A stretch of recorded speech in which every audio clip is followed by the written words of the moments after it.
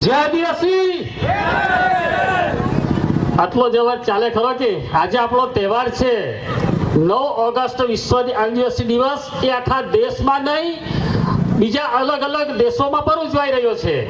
અને આપણે આટલા બધા લોકો ભેગા થયા હોય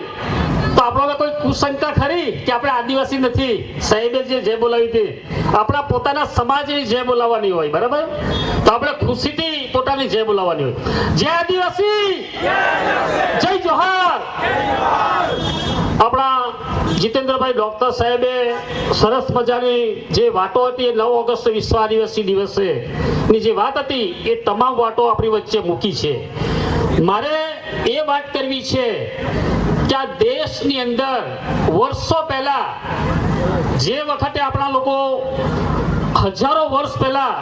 જે ડોક્ટર સાહેબે વાત કરી કે 60,000 વર્ષ પહેલા આપણા આદિવાસી સમાજ આ પૃથ્વી પર પહેલા પગ મૂકનારા લોકો હતા તો આજે કેટલાક લોકોને આપણે જય આદિવાસી બોલવાની પણ શરમ આવે વર્ષો પહેલા આપણે જય આદિવાસી બોલવું હોય તો આપણે શરમ અનુભવતા હતા પણ વર્ષો જતા આવા મહાપુરુષોએ જે બલિદાન આપ્યું છે બિરસા મુંડાજીને સાનિધ્યમાં આજે આપણે ઊભા છે તો એવા હજારો મહાપુરુષોએ બલિદાન આપ્યા છે જે બલિદાનોના કારણે આપણે જય આદિવાસી બોલતા થઈ ગયા જય જોહાર બોલતા થઈ ગયા અને આટલી મોટી સંખ્યામાં આપણે દરેક તાલુકાઓમાં દરેક જિલ્લાઓમાં આખા દેશમાં 9 ઓગસ્ટ ઉજવતા થઈ ગયા અને મોટી સંખ્યામાં યુવાનો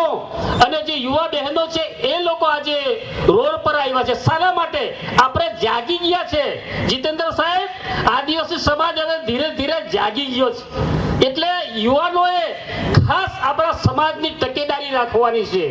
કેમ કે આજના જે યુવાન છે એ યુવાનો પાસે જે મોબાઈલ ફોન છે એ મોબાઈલ ફોન દ્વારા આજે આખા દેશમાં આપણા આદિવાસી સમાજની જે મુવમેન્ટ છે એ આજે આ ફોન દ્વારા આપણે જાણી રહેલા છે ભલે અભણ હોય છતાં પણ આ ફોન દ્વારા આપણે જાણી રહેલા છે આજે આ ડીજે પાર્ટી છે બેન્ડ પાર્ટીમાં આપણે નાચવાનું છે પણ યુવાનોએ સાથે નાચતા નાચતા પણ આપણે જે આપણા આદિવાસી સમાજના જે વિચારો છે આપણી આદિવાસી સમાજની જે લડત છે એ લડત યુવાનોએ ઉપાડવાની છે કેમ કે જે સાનિધ્યમાં આપણે ઊભા છે એ બિરસા મુંડાજીએ 25 વર્ષની યુવાની કાળ દરમિયાન અંગ્રેજો સામે બાટ ભરી હતી અંગ્રેજોને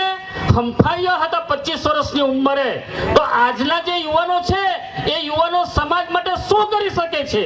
એ આપણે પ્રશ્ન હોવો જોઈએ દરેક મા બાપના દીકરાઓને એટલો વિચાર આવતો હોવો જોઈએ કે આપણે આદિવાસી સમાજમાં જન્મ મળ્યો છે આપણે ખૂબ જ અહોભાગ્ય છે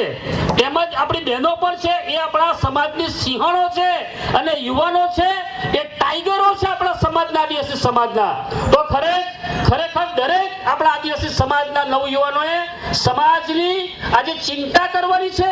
અને આજે આ સરકાર કેવી પ્રકારની છે કે આપણને આદિવાસી મટીને વનવાસી બનાવવા માંગે છે અરે ભાઈ તમને આદિવાસી કહેવામાં શું શરમ આવે છે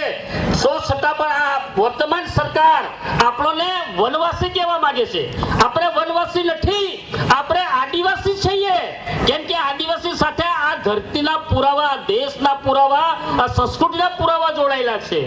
અને વનવાસી મટી જાય વનવાસી બની જઈએ એટલે આપણે આદિવાસી માટે બાકાત થઈ જઈએ એટલે આ ઘણું મોટું ષડયંત્ર છે આજે આપણો નાચવા ગાવાનો અને આ ઉત્સવ ઉજવવાનો દિવસ છે આજે ભાષણ કરવાનો સમય નથી પણ યુવાનોને મારે ખાલી એ જ વાત કરવી છે કે આપણા સમાજની જે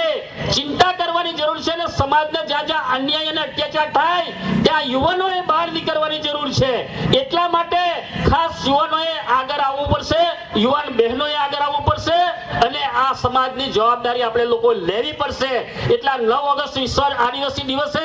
આખા દેશની અંદર આખો સમાજ આપણો નાચી કૂદીને ખૂબ જ ઉત્સવ મનાવી રહ્યો છે સાથે સાથે આપણા સમાજની ચિંતા કરવાની આપણે જરૂર છે બસ આટલું કહીને વિનવું છું જય આદિવાસી જય જોહાર ખૂબ ખૂબ ધન્યવાદ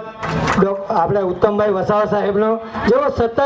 અમારા સાથી મિત્ર છે અમારા વડીલ પણ છે અને મોટા ભાઈ છે મારા તો સતત અમને માર્ગદર્શન આપતા રહે છે આપણી